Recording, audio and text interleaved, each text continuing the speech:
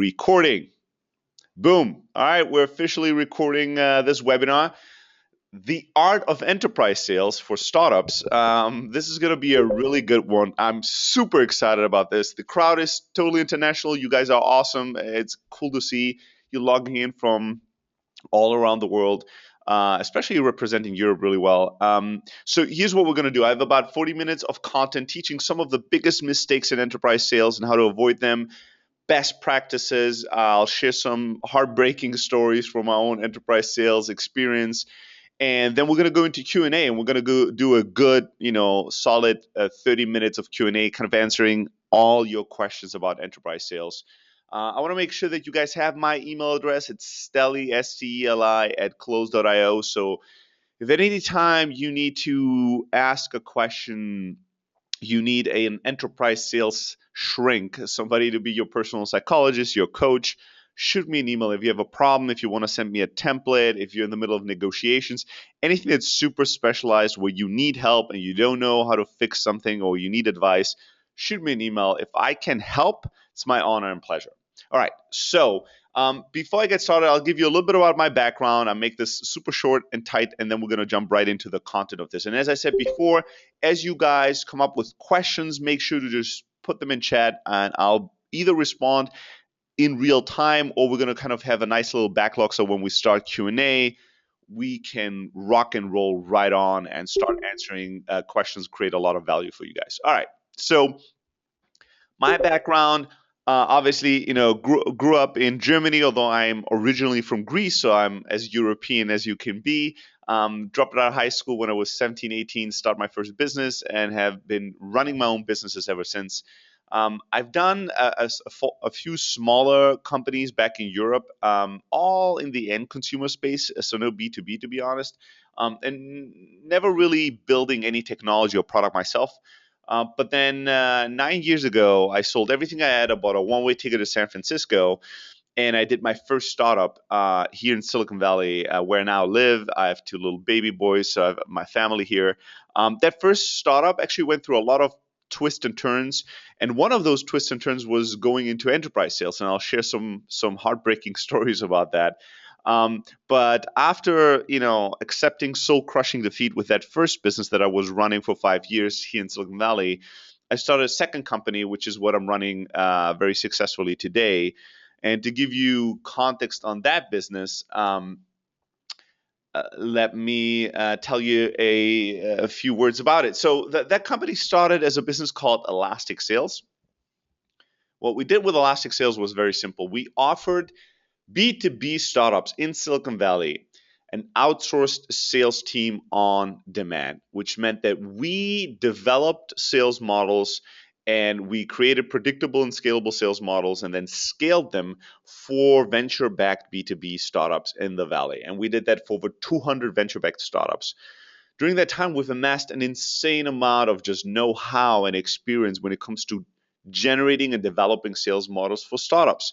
And I would say about half of the sales that we did, so about 100 companies, we did sales kind of in the large organizational field, enterprise sales. So we had to deal with selling to very large organizations, and we learned a ton about it. And a lot of those lessons learned, a lot of that know-how influenced the webinar today and the presentation that I'm going to give and the answers that I'm going to give. So know that the stuff that I've learned about enterprise sales, none of that comes from books. None of them comes from a corporate career, which might be good or bad. I never had a corporate career. I never had a job in my life, not a real one. All of my experience in enterprise sales comes from selling to the enterprise from a startup perspective and doing that for many, many, many different startups. All right. So as part of Elastic Sales, we had built a little piece of software to allow our salespeople to kind of outperform other salespeople. And that software turned into a product called Close.io.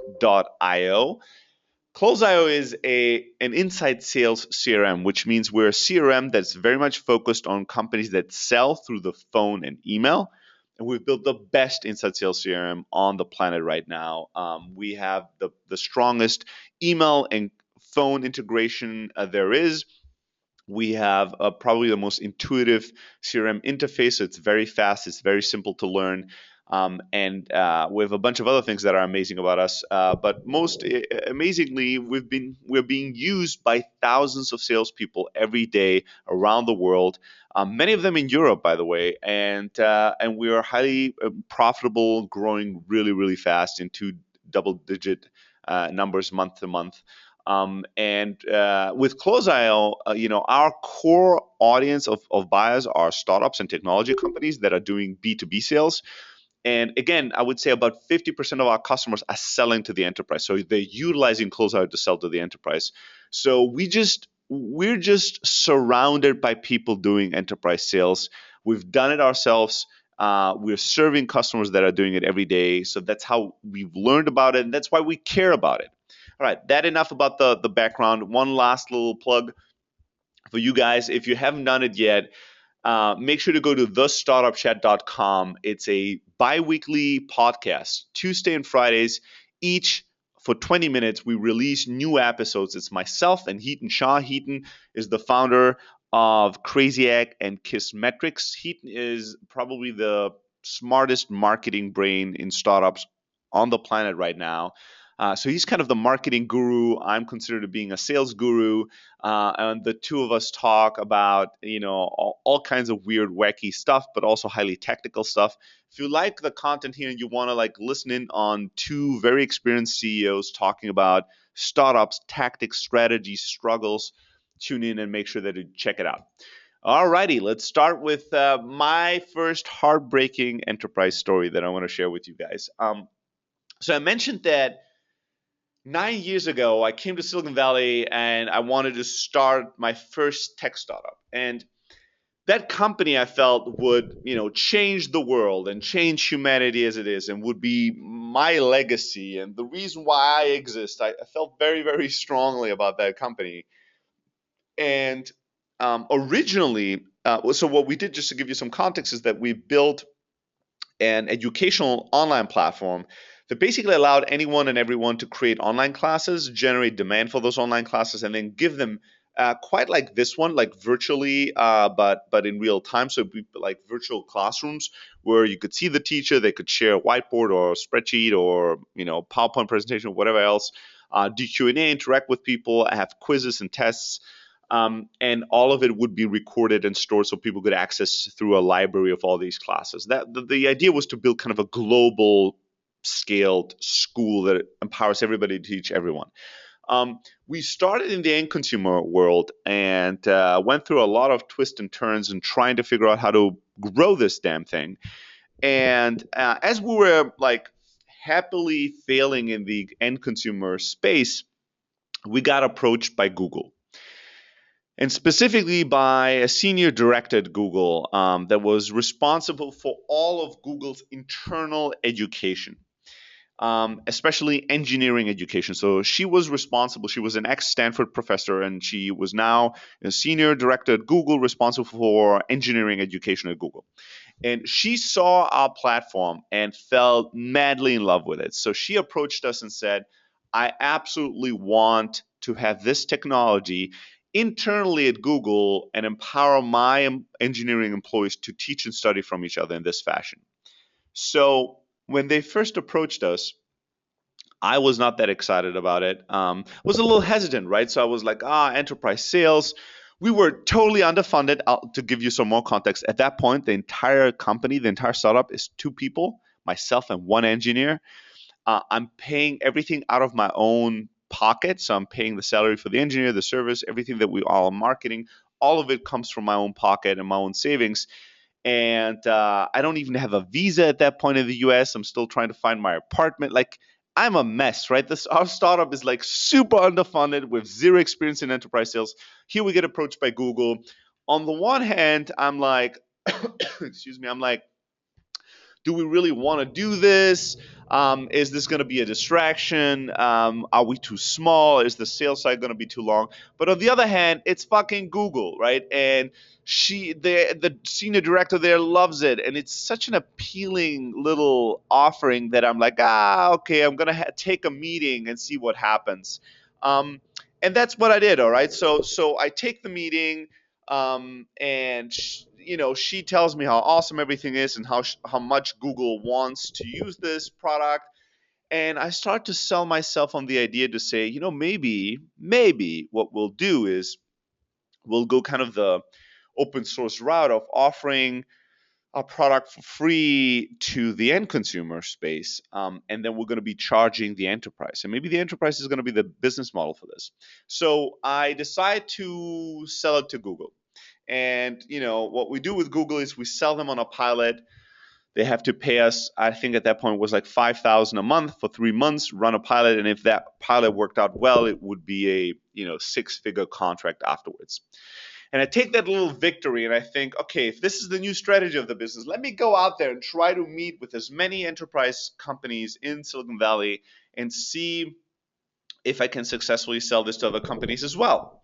So that's what I do. And within 2 months, I've met with all of the large organizations in Silicon Valley. And even more importantly, I have gotten Google on a pilot, Intuit on a pilot, Oracle on a pilot, and my pipeline has Symantec, SAP, like the list goes on and on and on. All these amazing companies all lined up for a pilot. And I'm thinking to myself, ha, enterprise sales, that shit is easy. Easy. I can do it all on my own. We're a two-person startup and we're like crushing it in enterprise sales.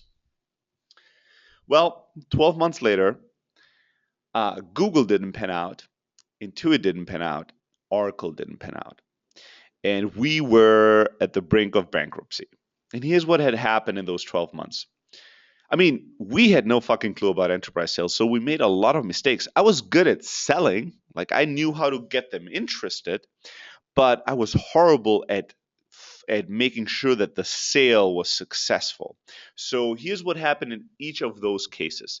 At Google, we had the senior director loving it, but what happened was we thought, hey, here's the technology, we build it, we'll sell it to you, and then you guys run the pilot internally. You are Google, you know how to use this, and you know how to run a pilot. Obviously a bad idea. So what ended up happening is that senior director of engineering had pushed down to a junior project manager this pilot. And that junior project manager, I never took the time to sell her on this. I never took the time to support her, and I never micromanaged the pilot. And that was the massive mistake, because what had happened is we sold everybody at Google. They loved it. We were excited. We gave them the technology. We started charging them, and then the top director pushed it down to a manager, and the manager pushed the project and the pilot down to a junior project manager. And that junior project manager was never sold on why this pilot would be important to her career or why this pilot was important or good. And she didn't really care, and she did a terrible job running the pilot. And we did an insanely terrible job supporting her and making sure that A, we sell her, but also we help her succeed. We were totally hands off.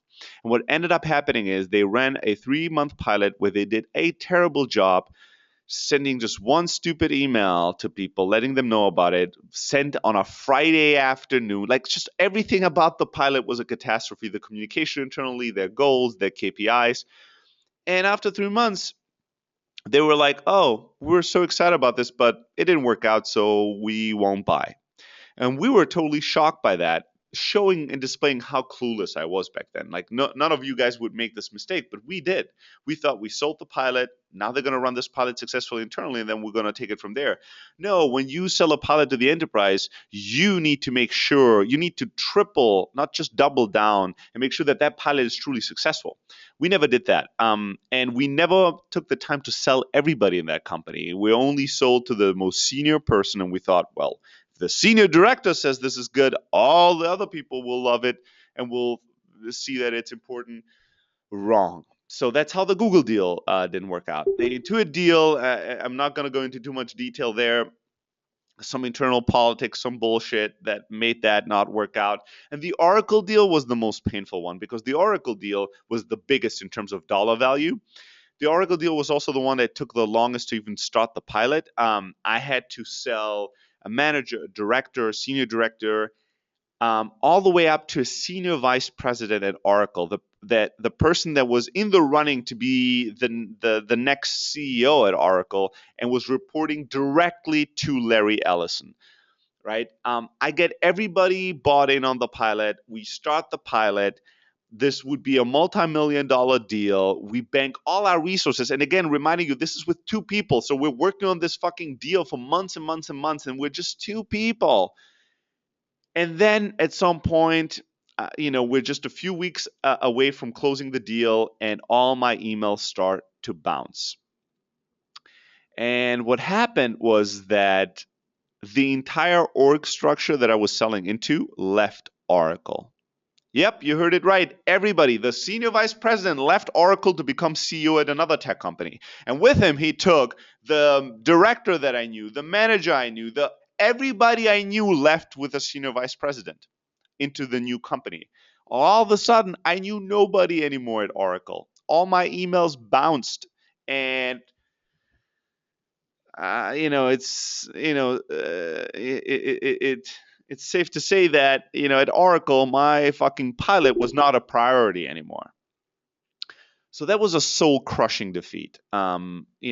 It took me just a few weeks to get Google, Intuit, Oracle, and a bunch of other big companies to agree to a pilot and get excited about buying our product. That seems like a lot of validation. That seems like success is just around the corner. And it's very impressive thinking that back then I was like a 24-year-old Greek kid with a heavy accent and like not any experience in enterprise sales. And we're just two people with no funding. All that sounds impressive, but then a year later, we had nothing to show for. And that I don't tell you that story. I tell you that story for a number of reasons. I want to show some humbleness and not just be the expert here that knows everything, but tell you that I had to pay a high price to learn a lot of the lessons that I'm going to share with you today. So that's one reason. The other reason is to show that enterprise sales can be an insanely profitable way to grow your business. It can be a beautiful way to run your company. But you need to know what you're getting yourself into. You need to know the rules, because if you don't, you'll have to pay. And it's going to be soul crushing. I guarantee you that. So I don't want to start out with too much inspiration or motivation. If you're still here, if you could survive the pain of that story, then you deserve some of the lessons learned. But I'm not done yet with some painful stories. Let me tell you a slightly potentially painful story from a friend, and share a lesson there that I think is really important for people to hear. And that's the story of making exceptions in the enterprise world, and how dangerous it can be, even if it's profitable, to take distractions. So here's the scenario. A friend of mine runs a technology startup. He's working on these pilots that he's trying to put together. He has this internal champion at a very large company. That internal champion loves what they do. Do you see the pattern? See, I'm just pointing out the pattern. Like, a senior person really loves what they do. All right. And what happens next is that that senior dude is telling them they have to fly in. It's kind of a 4-hour flight to the headquarters of the business, fly in and make a presentation in front of all the staff to see if they can sell them on buying the product. All right, so my friend gets on a plane, they fly over there, spend a few days, they prepare the whole thing, they're really focused, they go in, they make the presentation. It turns out that internal champion didn't really prepare that meeting well. There were a bunch of people that didn't show up. The people that showed up seemed very unprepared, very disinterested. And the whole meeting ended up kind of a catastrophe. So they fly back, and that internal champion sends them an email, apologizes profusely that it didn't go well and that they won't be able to buy. And they go, all right, that's fine, whatever. It's price of doing business. And a week later, they get another email from that internal champion. And he says, all right, I have great news. Here's a way for me to make this right again. I have $25,000 left in my yearly annual budget. I need to spend that money somehow. I know that your product is a lot more expensive than that, and I would need a lot of approval to actually use your technology for a variety of reasons. Why? But here's something. Here's a tiny little project that I have. that maybe you guys can build for me, and then I can give you those $25,000. You can then use us as a pilot customer and a customer to get more customers, and we can start our relationship slowly and maybe next year buy your main technology. And my friend called me right after that and was like, what should I do? Like, we don't want to really build this little thing. It's not part of our roadmap, but it's $25,000. It would be our first customer, yada yada yada. Like thinking about all the reasons why to do it.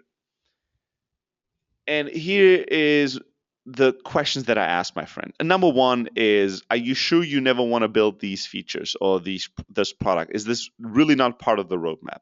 And my friend was like, yes, it's not part of the roadmap. And my advice then was, then don't do it. There's a number of reasons for that. Number one, do you really trust this internal champion? It seems like that guy doesn't have his shit together. It seems like the guy did a terrible job setting up your meeting. So to me, that means, what tells us that he's not going to do a terrible job, putting together this project? Who's telling us that he's not going to do a terrible job paying us, do a terrible job implementing this little product and getting success, and then do a terrible job getting you the other sell that you really want to have? Like, this person, do you really trust this person? Do you really want to get into a relationship with him in specific? That's number one. Number two, if you get a customer and you tell other people, hey, we already have a customer, they will want to talk to that customer as a reference. If they want to talk to the customer as a reference, if they talk to that dude, is that going to be a good thing? Because that dude is going to say, oh, no, no, no, we didn't buy the real thing, the thing that you're thinking of buying. I bought a small, tiny thing. I had them build this custom thing for me. Is that really the type of reference you need to close more customers right now? Probably not. And believe me, $25,000 sounds good, but if you have to build something that you're going to have to, in effect, throw away afterwards because it has no place in your strategic product roadmap, you're fucking wasting your time. Like, you could go out there and do web development and create websites for people and charge $25,000 to $50,000 and have a much easier life doing that than selling this new product into this like complex enterprise structure. So I want to make sure that when you do enterprise sales, yes, sometimes you have, not sometimes, most of the time they will want you to bend and do some customization and do some things that are not quite yet part of the roadmap. You need to be very careful what exceptions you make. Because what I see again and again and again as a deadly sin in enterprise sales is companies, especially startups, making these quote unquote exceptions that end up completely altering the path of where you're going, and with that altering your ultimate destination as a business.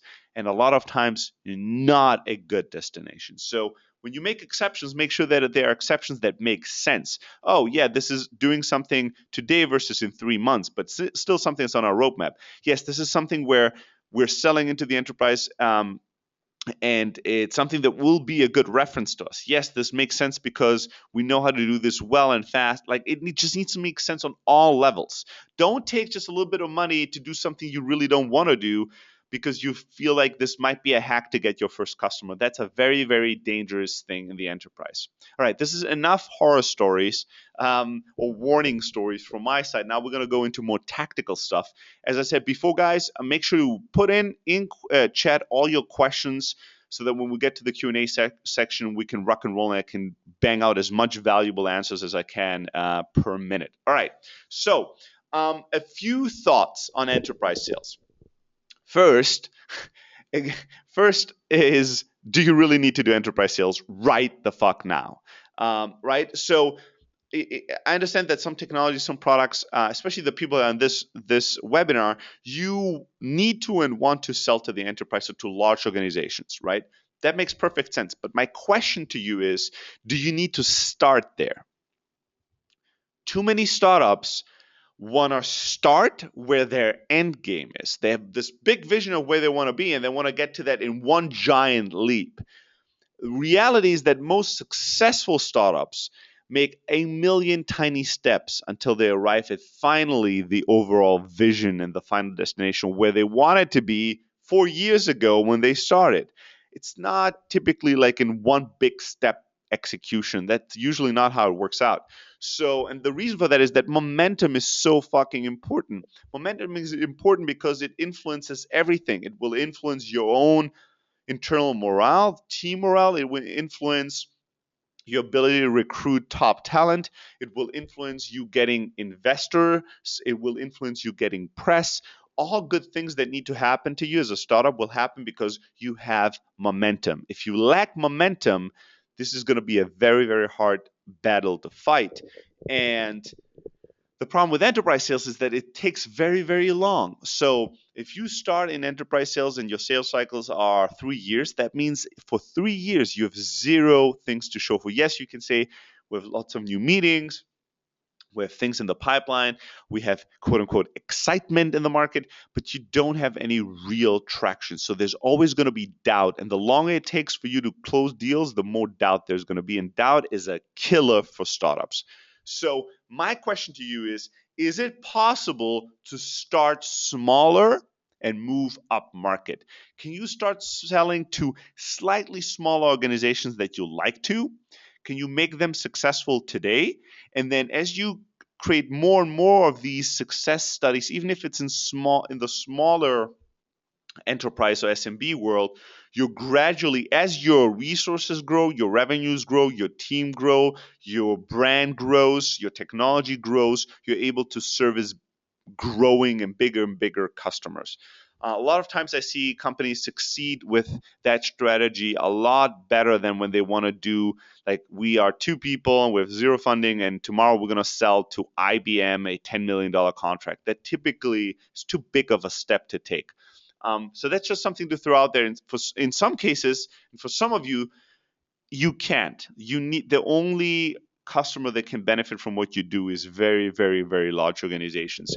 But for more than half of you, I guarantee you could sell to slightly smaller customers today. And I would think about this strategically if this is not a much better step, because if you can close customers every 3 or every 6 or every 9 months versus every 3 years, and you can get a number of customers while you're talking to these large enterprise customers, it's going to be a very healthy thing for you internally, for your company, your investors, press, and even for these enterprise customers to see that you have that confidence of having successful customers, even if they're a bit smaller than they are. All right. So keep momentum in mind. It's a very, very important companion to your startup.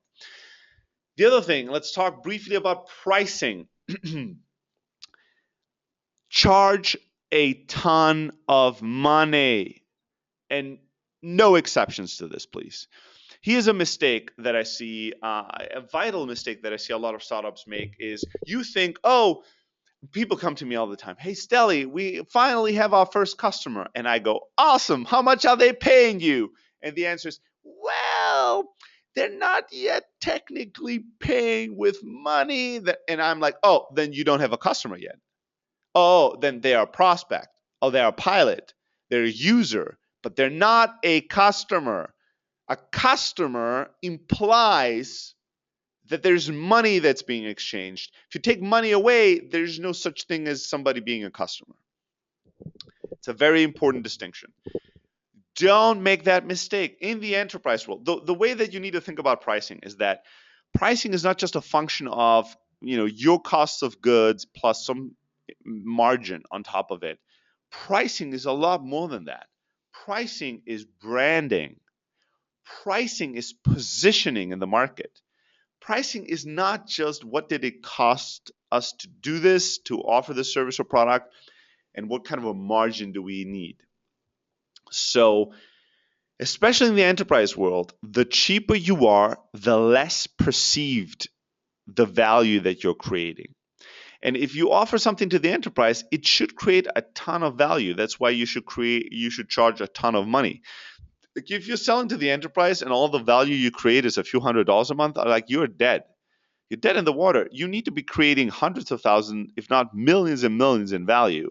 And if you create millions in value to the customer, if they're using your technology or product, then you need to be able to charge, if you offer them millions, you need to charge hundreds of thousands. Right? You need to charge based on the value you create and the perceived value you offer, and not based on your cost of goods or your cost to create the product or technology or offer the service. And you need to know that if you sell something to the enterprise world and it's super cheap, they will have doubts. It might make it harder for them to buy than if it's a bit more expensive. There's all kinds of rules to this game, right? So there's you know, there is, and you need to learn these rules depending on your market and your customer. They might have certain budget constraints, certain amounts of money where somebody can make a decision without needing any approval. So a lot of companies in the US, they might have like a 5K credit card budget. So a decision maker, even on a lower level in the enterprise, might be able to buy your product for $4,999 without needing any approval. If you know that, you might want to charge 4,999 per month, or for a pilot or something like that, just to make the sales cycle a lot faster. But if that type of scenario doesn't exist, if you don't know what is the budget or what are the decision making chains and the approval chains and what are the numbers associated with that, if it's with that in that scenario, if I sell to somebody that has a 5K budget limit on their credit card, it doesn't make a difference if it's $5,001 or if it's then $500,000. They have to go through the same fucking process. So I need to for you to realize that, like, if you don't know those rules, you think, oh, we made it really cheap. We offer it for $6,000, and you're shooting yourself in the foot. Instead of making 4,999 and making it a really easy, fast decision, you made it just above the budget line and the credit card line. And now to that buyer, it doesn't matter if it's $6,000 or if it was $60,000. They have to go through the same buying process, and it might even be harder to get this through a 6,000 line because it's such a small thing, and like all the chain of approval might look at this and go, why do we have to approve this tiny little thing? Why is this really a serious company, right? Because in the enterprise world, very cheap is also always associated with, like, is this serious? Is this some small business? Is this reliable? Is this secure? Should we really buy this thing that's stupid, super super cheap? So be aware that if you're too cheap, it might have negative connotations, not positive connotations, right? This is the enterprise, not some kind of an end consumer discounter or something like that. The so Martin asking, the I say that the cheaper you are, the cheaper you are, the less the perceived value that you're creating. So you need to be aware of that, and you need to be careful with making your. A lot of times we think in end consumer world, and we think the cheaper we are, the easier the decision is going to be, and that's not true in the enterprise. Charge a good amount of money. Also, you need to remember and understand that you need to account for a massive discount, because at some point in the negotiation life with that enterprise client, they will want a discount. So if you charge very cheaply from to begin with, and you add a massive discount, you have nothing left, and it makes no sense for you to do all this work for nothing. And enterprise sales is going to be a lot more work than you think, no matter what they tell you. All right. Here's another thing that you need to be careful about, and that is lacking confidence. A lot of startups that sell to the enterprise, they are self-conscious about being a startup, and they go into these massive headquarters and they sell to these massive brands, and psychologically they think, oh, we're just this tiny little startup with a few people and almost no funding, and this is Coca-Cola or IBM or whatever, BMW, and they are massive, and they could make our company successful, and they could change our lives, and we're nothing. And if you come into the conversation with that frame of mind, you're going to lose the deal. You're not going to be able to exude the level of confidence and clarity and comfort that you need, and that is crucial to make large customers comfortable and confident in your solution, your company. Small is beautiful. You need to embrace that. Before you go into enterprise meetings, you need to stand in front of a mirror and go, small is beautiful, like 20 times. You need to feel great and embrace that you are a startup. Here's some benefits of being a startup and the value that you bring to the table. Well, number one, if they're meeting with you, it means that you are potentially providing value to them. It means that you are worthy of that meeting. If you were so small and so irrelevant, why are they meeting with you? They're meeting with you. They're sitting with you at the table because you have something to offer. Don't forget that. You are a startup, which means that you are moving a million times faster than them. You've built technology that, yes, in theory, they might have the resources to build, but they don't have the resourcefulness to build. They don't have the talent, the passion, the creativity. They're lacking all these things. That's why you're at the table. And you'll probably become a world expert in this niche little, tiny little, very specific problem or technology. And you know a lot more about that than they do. Remember that you are an expert in this field. You are fast and you're bringing a ton to the table when it comes to innovation, creativity, when it comes to cutting edge like technologies, methodologies, on all of these things. This massive business sucks. And that's why at the table with you. And not just that, when they buy from you, they're going to get the attention of the co-founders, the CEO. Like they're going to get more attention than they would ever get buying from any other large company. And they're going to get high quality attention, the attention of the founders. That is worth a lot. Never forget that. Going to these meetings with confidence, going to these meetings knowing that they need you as much as you need them. Now, they've cultivated the culture of communicating to you that you're worthless and small. That's basically part of why they have these massive headquarters, is that you come in and you feel small, and they exude this, big persona and brand and importance, and they will use that to their advantage. It's their job to do that, their responsibility to seem like they're huge and you're not important. Don't buy into that bullshit. It's very important. If you buy into that bullshit, you're dead. You're dead. They're going to squeeze every little penny out of you. They're going to squeeze everything out of you until there's nothing left, and you're going to be a dead startup. If you want to succeed in enterprise sales, you need confidence. You need to understand that you're bringing a lot to the table, and you need to protect yourself from all those little suggestions that they're throwing your way, which is, we are big, you need us more than we need you, and you need to do everything we want or this deal will not happen. Don't buy that into that. It's bullshit. All right. I've talked about this many times before, but it's important and bears repeating. You are always selling to people. There's no such thing as enterprise sales, right? There's no enterprise buying anything. There's no, like, IBM is not, like, the logo of IBM is not going over there handing out a credit card and purchasing something. It's always people. It's always Bob at IBM, Mary at IBM, Linda at IBM. It's human beings that are making buying decisions, never a corporation or a massive organization. It's always a collection of humans. So to know that means to know that you always have to sell to the human first. You need to understand not just what does IBM need and why is this good for IBM, but why is this great for Bob? How is this going to make Bob's career better? How is this going to help accomplish Bob's goals and dreams in life? You need to understand that shit. And that's also part of why enterprise sales is hard, is because selling to one human is difficult with all our fucking emotions and doubts and all the craziness that's going on in ourselves. But then selling to a room full or a department full of humans is just a lot more complex. You need to keep that in mind. You need to understand that might have to sell to multiple people on multiple levels, all in different ways. You can't just have one pitch that is like, here's why IBM will benefit from our technology. You need to understand that you need to sell on 3 levels. You need to sell to the person first and foremost, and most importantly.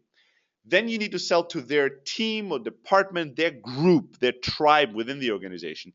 And only then do you sell to the overall abstract of the company or organization. So you need to have a pitch that says, here's why Bob, the director of the director of technology or the director of engineering, here's how our technology is going to help you, Bob, with your career. And then you find Linda, and you're like, here, Linda, the person from human resources, here's Linda, why our technology is going to help your job and your career and what you want. Then you go to Tom, and you're like, Tom, here's how, on the security level, our technology is going to be good for you. And you sell to these humans individually, and then you always sell them, why is this going to be good for you? Why is this going to be good for the department and the team that you're working and operating in? And how is this going to be great for the overall company? And that's, by the way, one of the reasons why there used to be the saying of like strippers and steaks, or wine and dine, whatever you want to call it. It's the manifestation of enterprise sales. A lot of times had to do with you socially spending tons of money, spending quote unquote quality time with your prospects. The reason for that is not that these people, if you go golfing with them, they're gonna fucking go, oh, golfing, that means I'm going to spend, because we had a good time golfing together, I'm going to spend $10 million buying this technology. Like, that's not the reason why these deals get done on golf courses. The reason why these deals get done on golf courses is that while we're playing golf, we have a comfortable social setting. You can open up and let me know about your internal politics, your goals, your family, your incentives, your struggles, and all that information. If I understand the internal struggles and politics and the internal structure of the company, I know how to sell effectively. I know how to sell to you, to your department, and to your company. And to get that knowledge is really, really valuable. It takes some time, takes some setting up. So that's why people used to spend a lot of time in those enterprise deals, because they need to learn all these things. So always remember that you need to sell to the person first, and always remember that you can't just come in there as a startup and go, this is going to be great for IBM. It doesn't matter if it's not great for Mary. It needs to be great for her first before it can be great for IBM. Just keep that in mind. With that being said, not just are we selling to human beings, but you need to be selling to every human being associated with that company. Everyone. Never, ever stop. Ever. I don't care who it is. The receptionist, the cleaning lady in the toilet. I don't care. You sell to everyone. Everyone you meet that's part of that organization. You go, hey, my name is Linda, and here's what we do with our company. Here's why it's going to be great for you, great for the overall team department, great for the overall business. You sell everyone. A lot of times people think when they get buy-in from a very, very high level, like I told you with a senior director, or sometimes even when the CEO says, we need to buy this is going to be important for us. Inexperienced startups think, oh shit, well, if the CEO says they're going to buy this, it's a done deal. Well, no, it's not. Right? The higher up the chain you get the buy-in, the less it probably means, because eventually it has to be pushed down to the person that will have to do the work. And if she's not excited about this, if she's not sold on it, she will make sure that it becomes a failure. And once it becomes a failure, you're out again. So it doesn't matter if it's an intern or whoever it is, everybody's important. Get everyone's buy-in. You might be selling in a room presenting with all these senior people, and you might be thinking they're all loving it and this deal will come through, and there's some kind of an intern, and she sits in the back of the room, and you never pay attention because she was just responsible for bringing the waters and setting up the projector for your presentation. You think, oh, this intern is surely not important, and then you leave the room, and the VPs discuss this, and then they turn around and they tell the intern, all right, do us a favor, do some market research and find all competitors and all alternative offerings to this technology, and do a nice little competitive landscape matrix, so we can decide if we should buy this solution or somebody else's solution. And then your future lies in the hands of that intern, and you never paid attention to that intern. You never cared. You might have not been as nice as you should be, and that will show, because that intern will go out and find a competitor they like better than you, and they will recommend that one, and all of a sudden that competitor is presenting in front of all the room, and they don't just have the buy-in and excitement of the VPs, but they also have the excitement of buy-in from the intern, so they get the deal because they have all the humans on their end, all their side. Never underestimate the power of selling everyone. If you do enterprise sales, that's what you're signing up for. Don't tell me, oh, but it's exhausting. I can't just always selling everybody. Well, then don't do enterprise sales. If you want to succeed in enterprise sales, everyone that works at that company, everybody that's even close to that company in one way or another, you need to sell. Trust is very, very important in the enterprise. And part of the reason why it's so important in the enterprise, when you sell to large organizations, is that people are very, very concerned. Well, number one, a lot more money is on the table, right? These bigger brands have a lot more to lose. But it's also so important because people's careers are on the line, and that's what people truly care about. Bob and Mary care mostly about their own career more than anything else, right? If they can do something that's good for their career and good for the business, awesome. But if they can do something that's great for their career and not so great for the business, they might still do it because they care more often than not, um, they do care about their career, and with that they care about safety. That's why they work at very large organizations. They care about not not getting fired, not committing massive mistakes. So you need to be sure that you are addressing that point. Christoph, by the way, awesome question. I will address it in the Q&A later on. And for everybody else out there, as you have questions, make sure to put them in the chat. I see them and I will go through them one by one in the Q&A session. All right, but you need to build trust, and trust will trump any kind of transaction that you can make at any point. Trust works on a very similar level than I described before, and in the sense that you need to understand that you have to create trust not just for your overall business or for your technology. You need to create trust on the first level, on a personal level, like, here's why I am trustworthy. Then you create trust for your product or technology. Here's why you should trust in the technology or product that we've built. And then on the business level, here's why you should trust the overall company that we have. You need to make sure that you sell them on all three levels, so that people feel you're trustworthy, they can trust in the technology and product you build, and they can trust overall in the business that you're building or the startup that you've created. If you create trust on all three levels, they're going to feel comfortable, and only then can they make a buying decision. Here's the cardinal rule of negotiation. And with enterprise sales, you will always have to negotiate. The longer you negotiate, the less effective you become at negotiation. It's just a simple rule. It's like gravity. There's no escaping this. It doesn't matter if you are a black belt negotiator. It doesn't matter if you write books about negotiation. I do. I write a lot about negotiation. I give keynote speeches around the world about negotiation. And this rule still applies to me. The longer I work on a deal, the longer I spent on the deal, the more invested I am in the success of the deal. The more invested I am in making a deal happen, the less effective I am in negotiating. Because negotiating is the art of, figuring out how to create value for both parties, but also the art of setting a price that will make you walk away. You need to know what you're ready to give and what you need to take. And there need to be some very clear rules. And to be effective in negotiation, you need to be willing to lose in order to win. Negotiation is very much a game that you need to play to win, but to play to win, you need to be ready to lose. You need to go all out and take some risk and be ready to lose. And the longer you work on something, the less you're ready or open to losing. It's just as simple as that. So here's how large organizations are super effective at negotiation, and here's how you can mimic that as a small startup. Large organizations a lot of times are great in negotiation because they've compartmentalized the buying process. So at the beginning, you have a champion, and that person is really interested in your product. The more time you spend with that champion, the more that champion and you are getting invested in wanting to make this deal happen. That's awesome.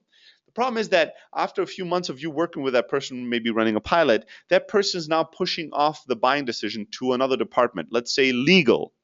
And legal has never heard of you, has not spent any time on you, and does not care at all about this deal.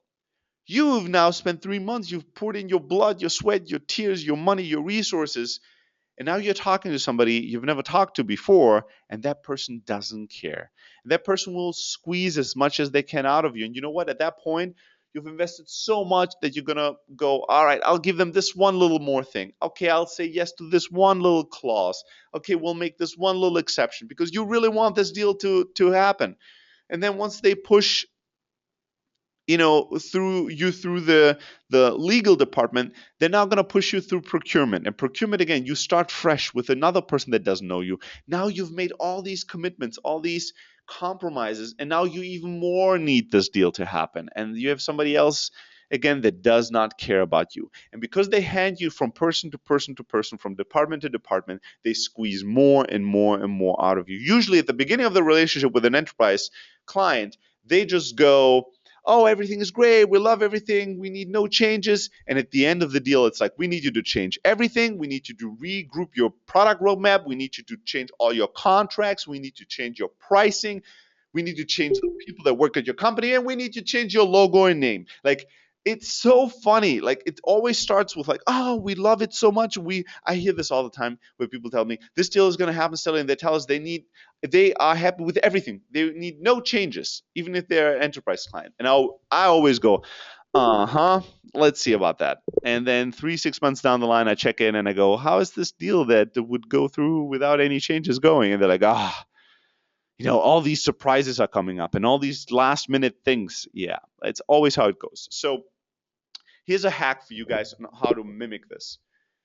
What you want to do is once you worked on a deal for longer than a month, you need to bring in somebody else in your team to help before you finalize negotiations. So in our company, what we do is if I work on a deal for more than 30 days, I have to get approval from one of my most junior engineers on the deal. And here I am. I'm the sales guru of Silicon Valley, and I go to a junior developer, engineer, programmer, and I have to get his approval, although I'm the CEO and founder of this business. And usually how it goes, I go over there and I start selling the person, hey, here's why we need to do this deal. And yes, it's a little bit different than usual, but this company's gonna be awesome. And, and I'm selling him on like why I made all these compromises. And then that guy, Stephanie, he might just sit there and look at me and go, but Stelly, this makes no sense. And then I go, oh my God, you're so difficult. You don't get it. I'm the sales guru here, blah, blah, blah, blah. And I try to resell him on why I made all these compromises. And then at the end, he looks at me and he goes, but that still doesn't make any sense. Like, why would we want to do this? We never do this thing. And then finally I go, shit, I fucking hate everybody in this company. And I storm out of the room. But it was the moment I realized, oh shit, he's right. I need to go back and say no to this. It's like gravity. Even like I'm teaching this shit, and still, if I work on a deal for more than 30 to 60 days, I start to get really invested in it, and then I lose my objectivity, and I get too invested in it, and I want it to happen, and that means I'm willing to make compromises that are bad for the business. Make sure that when you negotiate, you never negotiate alone. You always bring in new people. If you don't have enough people in your startup, just bring in advisors, friends, your mom. It doesn't matter. Just go somebody that's super critical. Just go and pitch them on this thing and see when they go, well, that makes no sense. I think that's a bad idea. Just deal with that. That's a very healthy medicine for your bad ideas. And know that you need to be willing to walk away. Like you need to be willing to tell an enterprise customer no, and it's fine. You know how many times I tell customers no to things and they still go and buy? They're like, we will never buy if you don't hit this thing because it will be over our budget if it's not this thing. And I go, sorry, I can't help you. This is the price. I can't be below that. Thanks, but good luck with the other product. And the next day I see, oh, their credit card came through and they bought. You know how many times people tell me, if you guys don't build this feature, we're going to cancel. And we're like, you know what? It's going to take us a year to build this. And they're, well, then we can't buy. And we're like, well, then you can't buy. And then they buy anyways. Don't just because people tell you they're not, you need to do this or this deal is not going to happen. Sometimes it's true, but not always. You need to know the line in the sand. You need to know what you're willing to do, what you're not willing to do. And you need to get other people's help to get through it because negotiating alone sucks and you're going to suck at it if you do it. All right. I see lots and lots of questions coming through in chat. That's awesome. Keep the questions and comments going. It's going to make the Q&A session a lot better. All right, so just two more slides, and then we're going to go into the Q&A part of this. So a lot of times I get asked, how can I shorten the sales cycle in the enterprise world? There are a few things that you can do. Number one is you need to learn everything about your customer to understand their incentives and their priorities. If you know the priorities of the person, the department, and the overall organization, you can find ways to tie your product, your technology into that priority. Like help them see how buying your technology is going to help them with whatever is a priority right now for them. Because if you become a priority, people are going to, prioritize you at the top, make you the decision much faster, make sure that they buy you a lot quicker. So that's the easiest and best and fastest way to shorten the sales cycle is just to be a priority and find a way to become a priority for them. Besides that, you can do some hacky things, right? You can offer them incentives that can be like a discount. Hey, end of year, we have an end of year promotion. If you guys buy before whatever the 31st of the month, you're going to get this massive lifetime discount, right? You can give them discounts, you can give them premium services for free. We will waive the consulting fee of $10,000. We will waive the services and support fee of $20,000. Whatever it is, you can waive fees. You can give them discounts. And the other way is, if you are in the early days, you can make access to your product scarce. So you could say, hey, we're running an early access program. Only 10 companies are going to get access to our product right now. We have 30 companies we're talking to that are interested, and we need to make a decision, by the end of next month, who we're going to allow early access. Is this a timeline that works for you? Because if not, we would love to stay in touch, but we want to prioritize to talk to companies that can move that quickly. You won't believe how magical this can work. Making something scarce and pretending that you might take it away from them will increase the desirability of that thing a thousandfold. So those are some tricks of making sales cycle move faster. And there's a few other small tactics. And I'll jump actually before I go back. The number one thing that you need to ask, the most powerful question you need to ask, once you've qualified an enterprise client, once you spend some time to really understand them and you figure out, yes, we can help them and they can help us, this is a good fit, is to ask them, what is it going to take to get this deal done? This is what I call the virtual close. And then what you need to do is, whatever they answer you, you need to follow up with follow-up questions until you arrive at a virtual close. So they might go, well, that's a good question. I need to bring this back to my team and see what kind of questions or concerns they have. And you go, cool. What happens next? Well, next we want to jump on another call with you and talk about the pros and cons. Okay, let's say that call goes well. What typically happens next? Well, next you would have to go through, the legal department. All right. And then? See, I never just stop there. I always go, and then? Are we in business already? No, no, no. Then you have to go through procurement. Cool. And then? Well, then you have to talk to my grandmother and she needs to read your palm. All right. Okay. And then? Are we in business then? Are you a customer?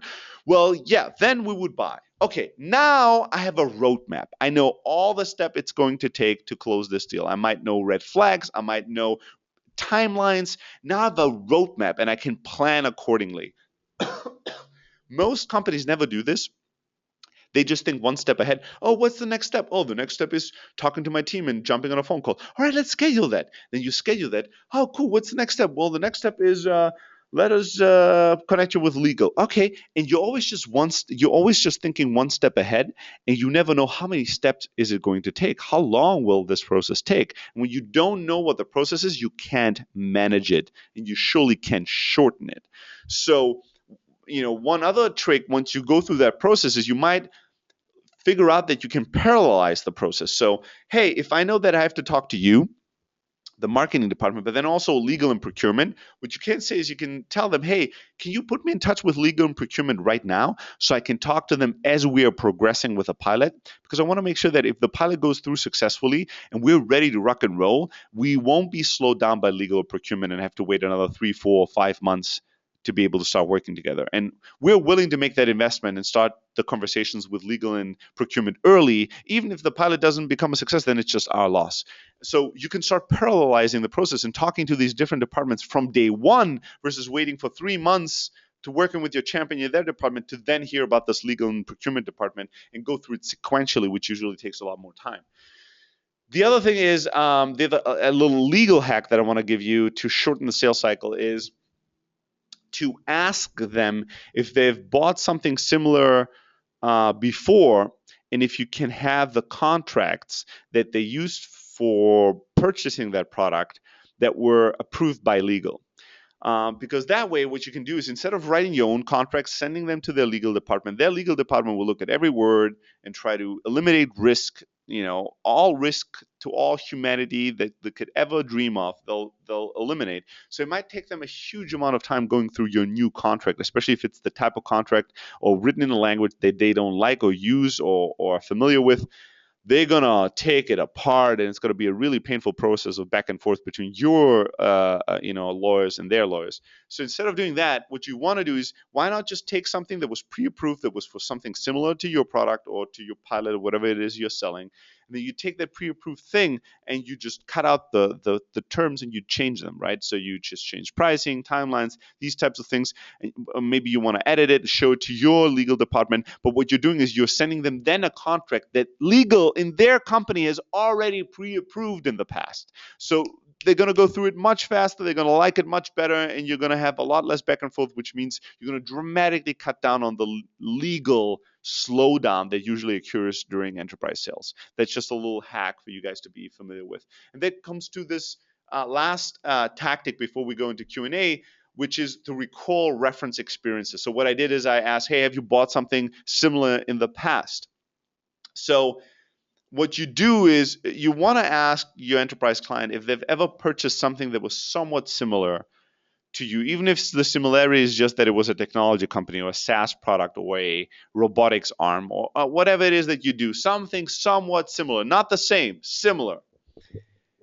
If they say no, that's kind of a red flag, right? Do you really want to be the first one? Or if you're going to be the first one, just be aware that it's going to be a lot more painful. Selling to an unsophisticated customer, a customer that doesn't know how to buy your type of service or product or technology, it's just going to be a lot slower than somebody who has bought something similar before successfully. But even independently from that, if they bought something and said, yeah, a year ago, 2 years ago, we bought something similar, what you want to do is you want to ask them, was it successful? Well, tell me all about it. How did you hear about their company, their technology? What was the decision-making process? How long did it take before you guys bought? And when you bought, how successful has it been? Because here's the kicker. If they tell you it was not success, well, yeah, we really loved it. We were really passionate, but at the end of the day, it was a catastrophe. It never really delivered what it wanted. The technology was buggy. Everybody hated it, yada, yada, yada.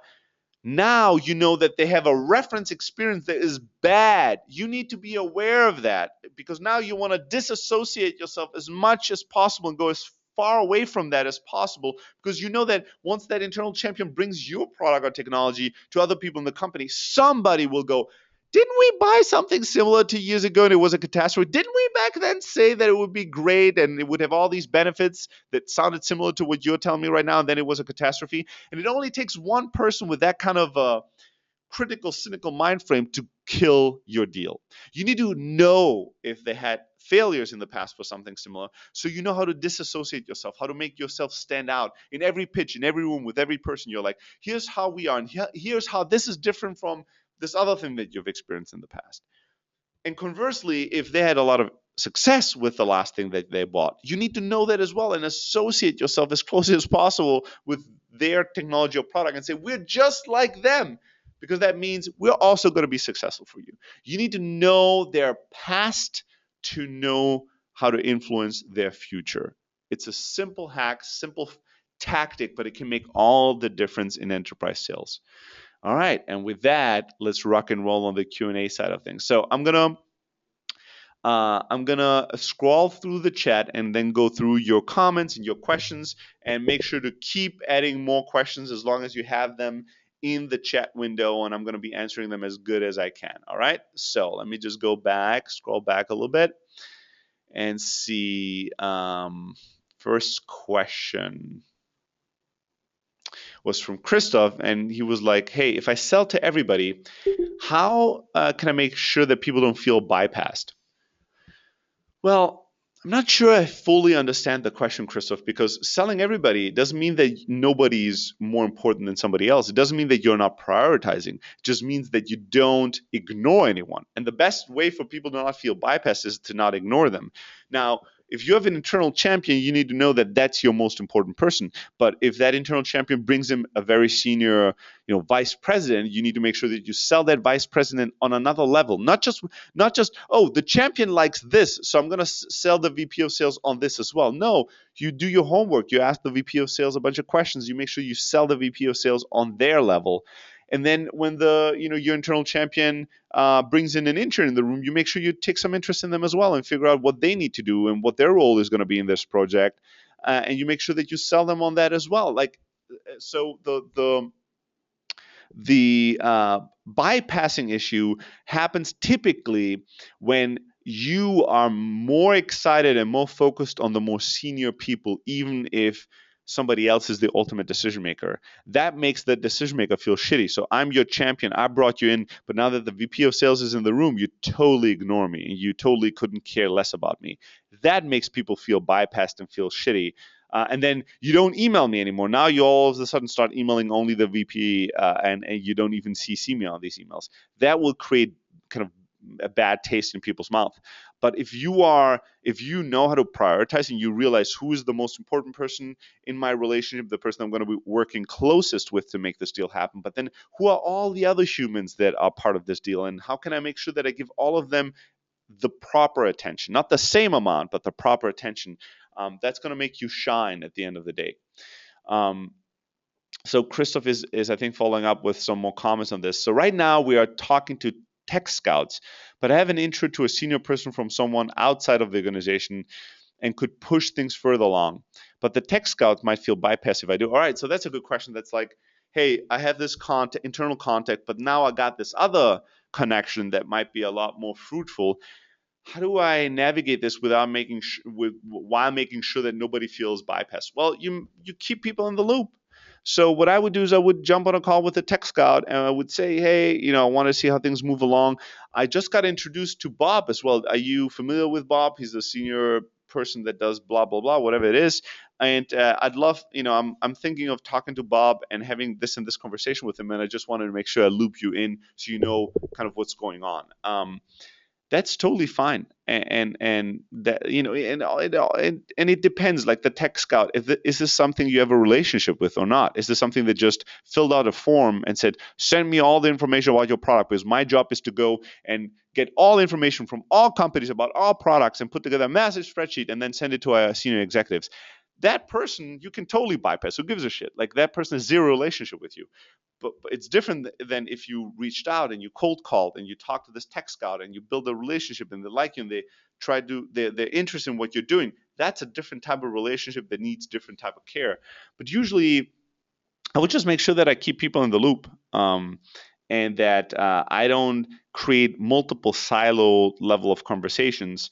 And sometimes you'll have a champion and you realize that champion is not going to be able to help you, so you need to just switch champions, and that champion might not feel great about you, but that's kind of a risk you have to take. So it really depends on the situation. It's a case by case basis. But if possible, when you have good relationships with people, I would make them part of the process. Like let's say the tech scout is really awesome. It's kind of an internal champion. You know them well. I would call them and I would go, holy shit, I have the chance to chat with Bob, who's the senior vice president at your company. Can you, what's your advice? I wanted to call you first and get some advice on what the best way would be for me to approach the senior vice president of the business. What's your advice to me? Like, bring them in, make them part of the process, help them help you. Tell them, hey, I have this meeting with this other person in your company. What can you tell me? What's the best way for me to approach them? Do you have any advice for me how to make that meeting as valuable as possible to them? And just make them part of the journey versus cutting them out of it. All right, great question, by the way. Let me get to the next one. 1 second here.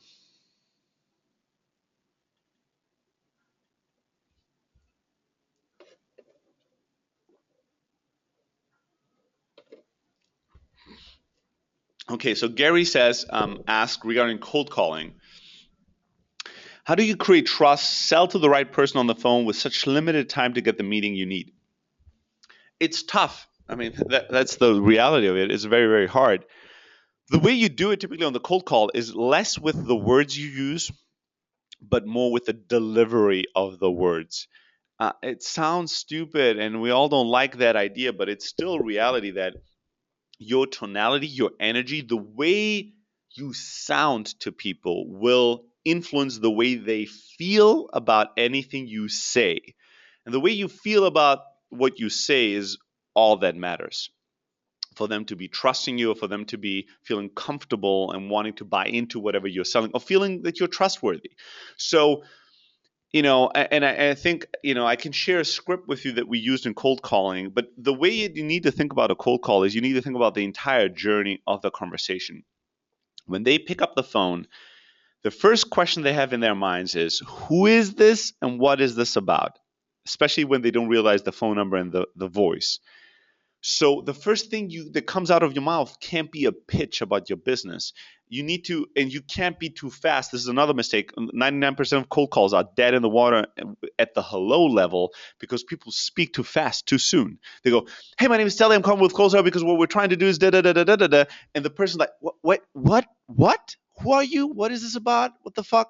This sounds like a sales call." That's all they know, because while they were trying to figure out and calibrate for your voice and what this is about, like they're still in somewhat of a confused state of mind. You went really super fast. Like, you need to make sure that you speak slowly, that you tell them, "Hey, here's my name, here's the company I'm calling with, and here's why I am calling you right now." And then you need to give me the elevator. Now I might go, "Okay, all right, but why are you calling me?" And then you give me the elevator pitch, just one sentence. You go, "What we do in a sentence," so you suggest to them, "Don't worry, this won't take your whole day, is we do X, Y, and Z. Does that in general sound interesting to you?" And when they say no, at that point, if they say maybe, no, yes, it's irrelevant. If they say no, you still go, "Interesting. How are you guys dealing with X, Y, and Z currently internally?" Right? If they say maybe, you go, "Interesting. How are you dealing with this internally?" If they say yes, you go, "Awesome, interesting. How are you dealing with this issue internally?" Like, you need to have that comfort and confidence that even when they scream at you, shout at you, when they say, "I'm not interested," whatever it is that they say, that you're still calm. You seem calm, collected. You seem confident. You just sound good. That will make people trust you, not on a rational level, because they don't fucking know you, but on an emotional level. And that's really where trust matters even more at this point. So cold calling is a fine art. It's a martial art of business, and it's tough. It takes a lot of practice. There's no shortcuts. There's no like magical sentence you can say and people will trust you. So you're gonna have to work for it. There's no way around. And if you want a sparring partner, you want somebody to listen to your cold call and give you feedback, just shoot me an email at stelly@close.io. More than happy to jump on a call with you and give you feedback and help you and coach you. All right, next question. Let's see what we got here. Teet says, as part of the buying process, big corporates usually compile comparison spreadsheets of different competitive solutions. Yes, they do. It's one of my least favorite things that they do, but okay.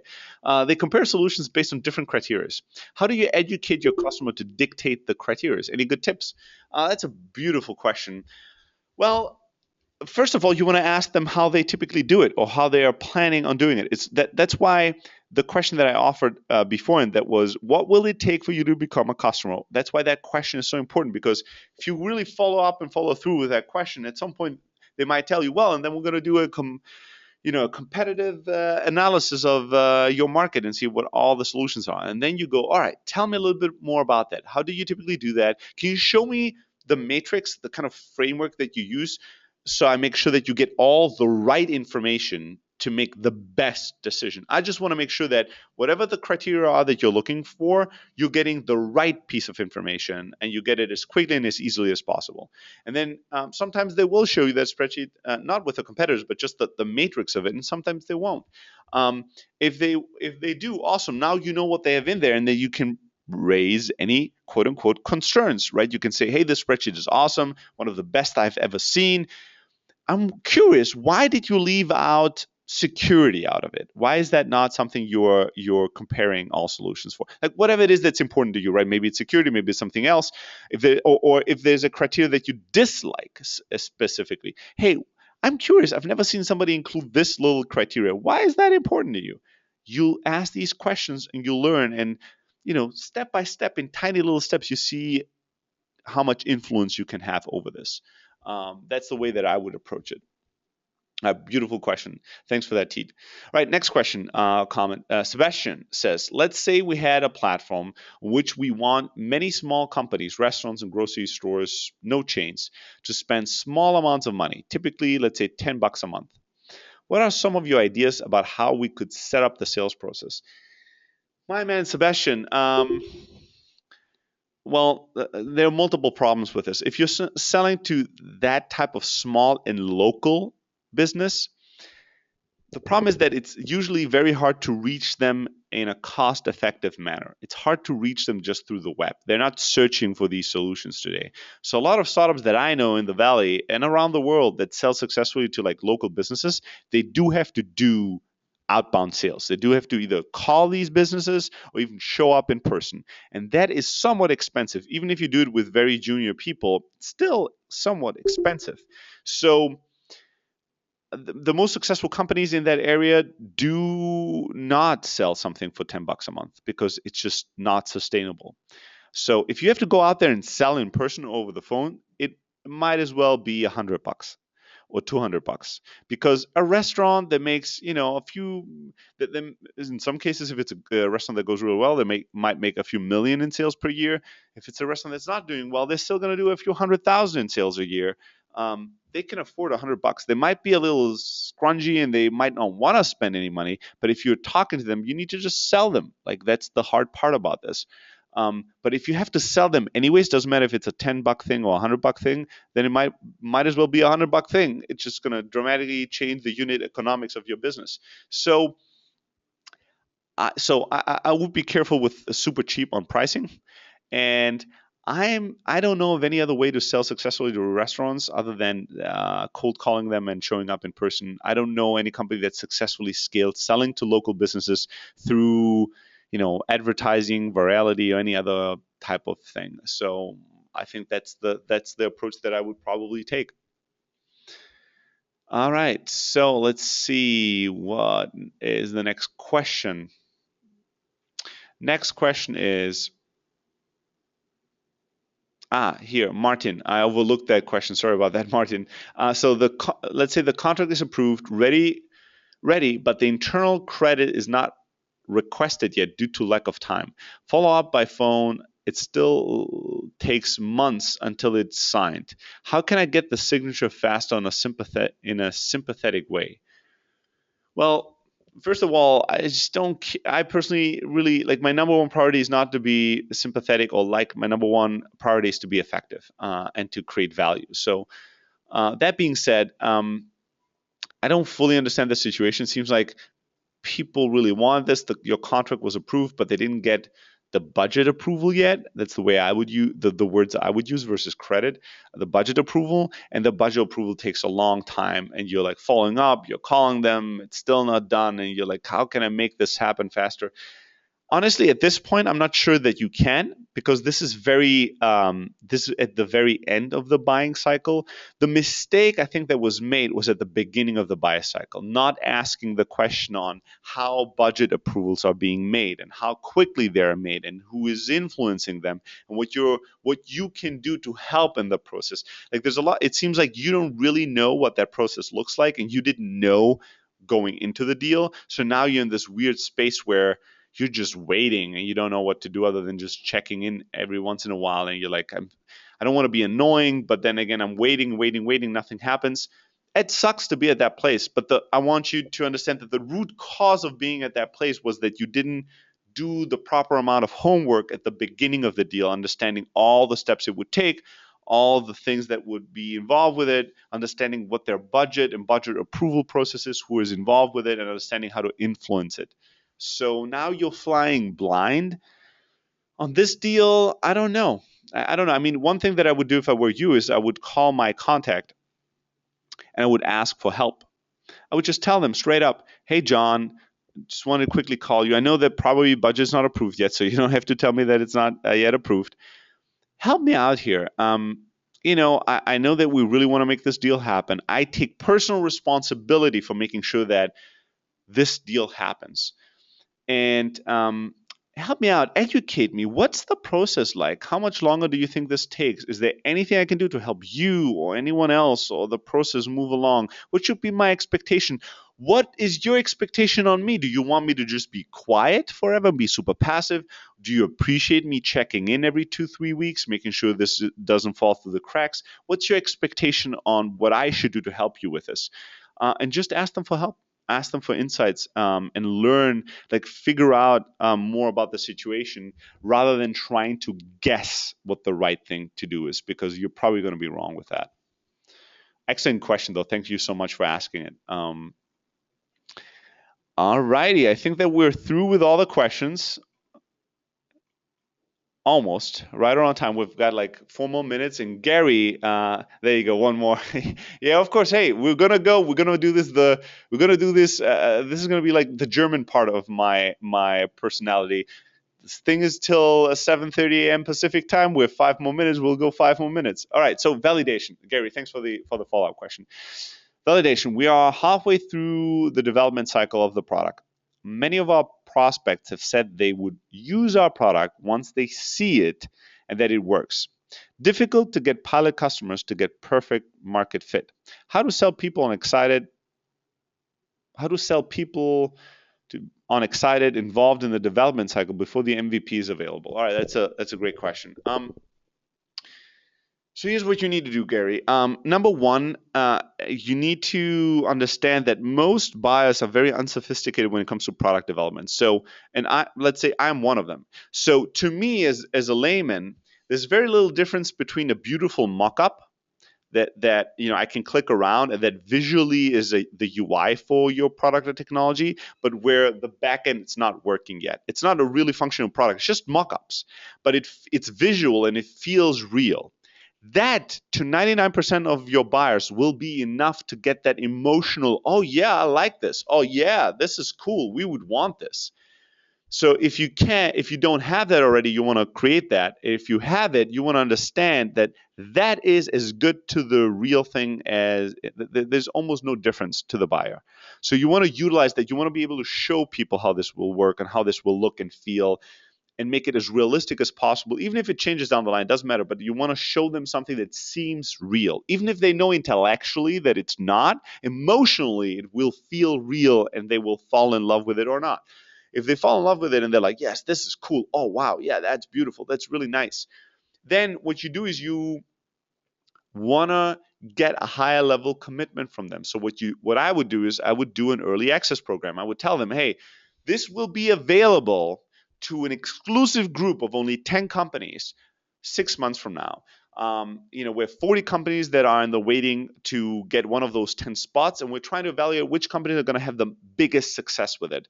We're going to handpick these 10 companies. If you want to be part of that, we're going to have to go through X, Y, and Z in terms of our process. You're going to have to put down a $10,000, $100,000, $5,000, whatever the hell it is, $5 fully refundable deposit to secure your spot. And you're going to have to make a decision by the end of next week or the end of next month or whatever, next quarter. Does the timeline and the terms make sense to you? Are you interested in being an early access premium, customer? And most won't say yes to this. So if you have 10 prospects, and typically if your product was live, you would get, let's say, 5 of them to buy. If you propose them an early access program like I just did, maybe of the 5 potential buyers, only 2 will say yes to that. It doesn't matter. 2 is great. 2 is good.